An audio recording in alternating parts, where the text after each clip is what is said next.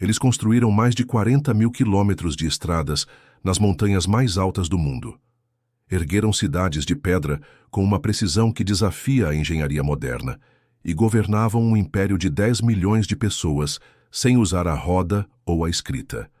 Eram os Incas, os filhos do Sol.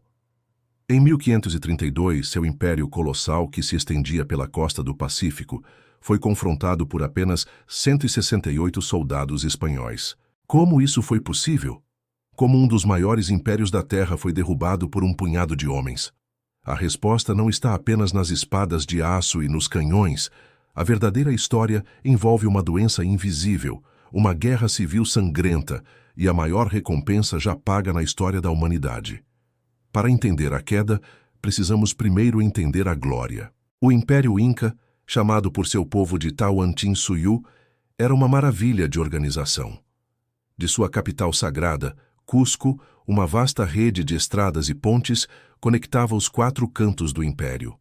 Mensageiros velozes, os chasquis, corriam por essas estradas, levando informações vitais. Mas essa magnífica estrutura estava prestes a ruir por dentro. Por volta de 1528, uma praga invisível varreu o império. Era a varíola, uma doença trazida pelos europeus para o continente, que viajou mais rápido que os próprios conquistadores.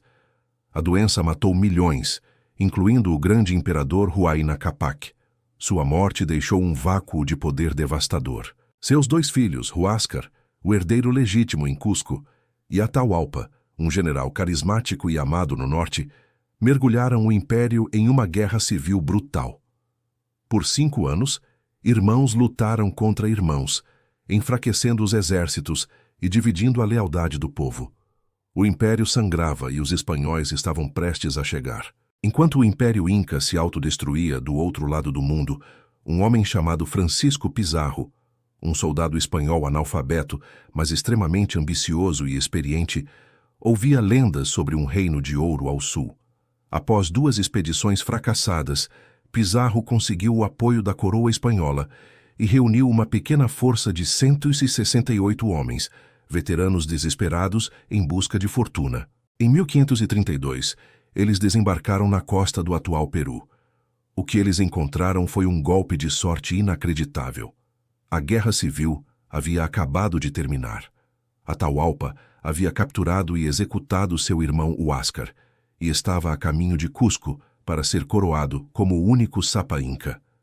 O império que Pizarro encontrou estava exausto, politicamente fraturado e com um líder novo e arrogante. Pizarro sabia que não poderia vencer em uma batalha aberta.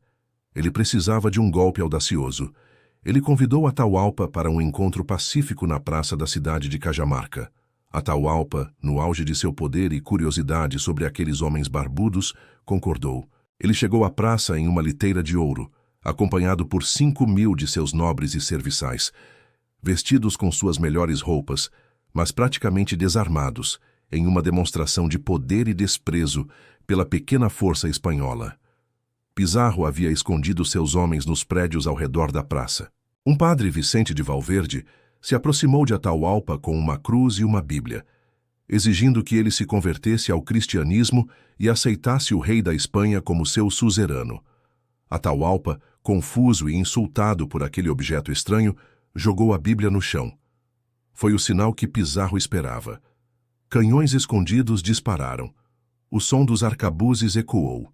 E o mais aterrorizante de tudo, a cavalaria espanhola, um animal de guerra que os incas nunca tinham visto, galopou para o meio da multidão em pânico. Em 2 horas de massacre, milhares de incas foram mortos e Atahualpa foi capturado vivo. Com o imperador, que era visto como um deus, em suas mãos Pizarro tinha o império como refém.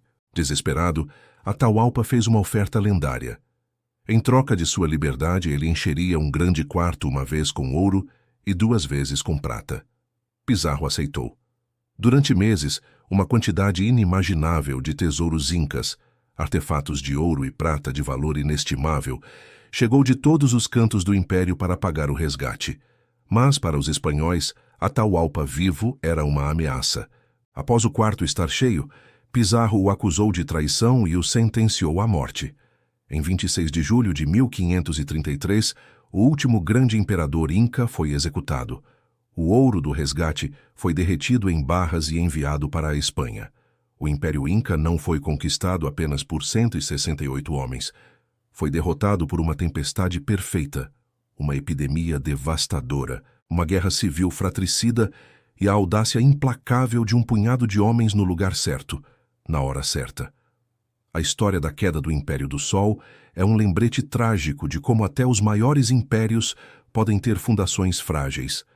Se você gostou de desvendar esta história, inscreva-se no Códice Histórico para mais viagens pelas páginas perdidas do nosso passado.